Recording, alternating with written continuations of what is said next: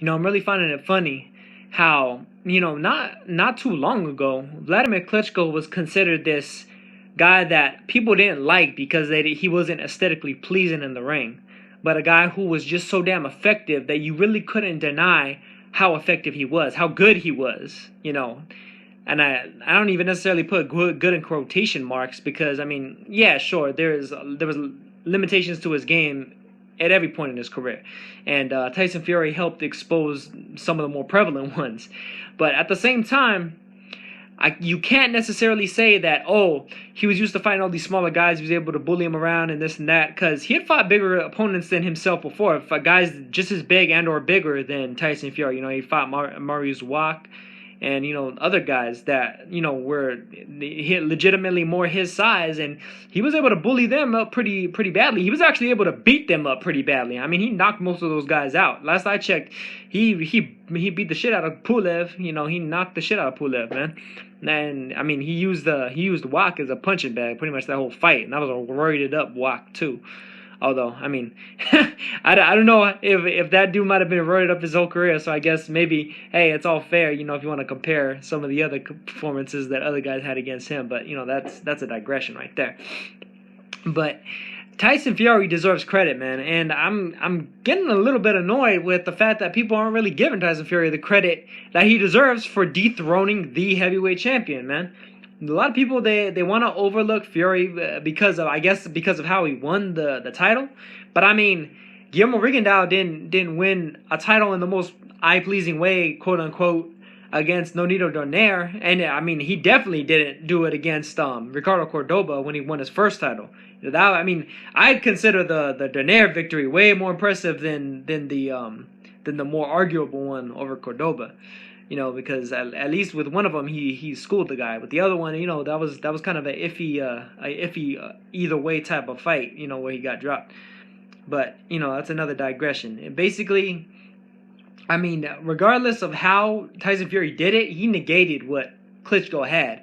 And you could see in the last couple of rounds, when Klitschko started opening up, Fury was able to hit him. And Klitschko had that look on his face like, oh shit, like, this is the reason why I didn't open up earlier. Because Klitschko was point blank, he was shook of getting tired.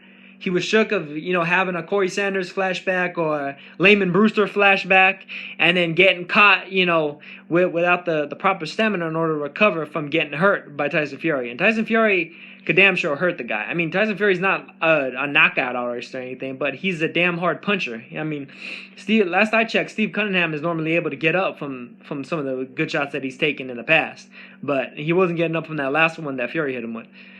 And I don't know, it's just people, it's like they want to be so damn picky and choosy about shit.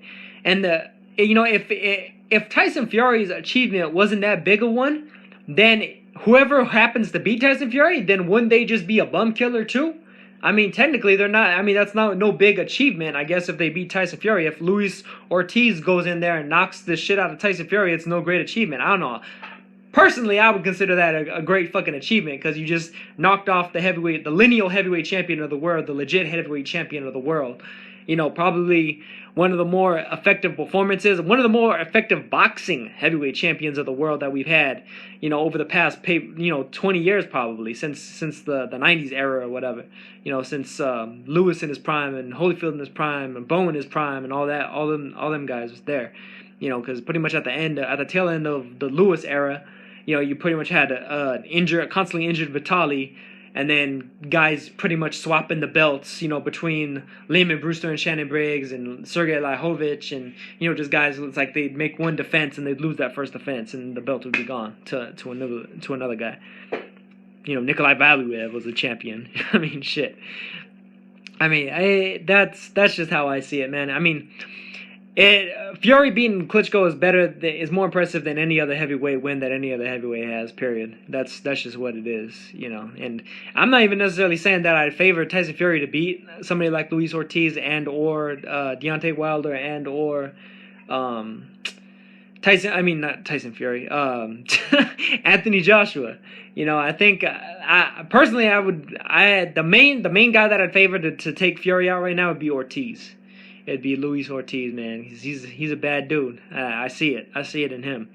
But I would favor Fury over Joshua right now, because largely because of the lack of experience in Joshua's case, and I would favor him over Deontay Wilder, because Wilder, to me, his inside game is a little bit suspect. He's a little bit suspect there. I mean, he definitely has good outside game, but Fury isn't too shabby on the outside himself, as he showed against Klitschko when he made Klitschko march forward at him, as opposed to Klitschko being able to be the defensive, Mayweather-esque, counterpuncher. So, I mean, that's just how I see it, man. People got to give Fury his credit, whether you like the guy or not, whatever it's going to be, because ultimately, if you don't give him his credit, then how are you going to credit the guy who eventually potentially beats him? That's it.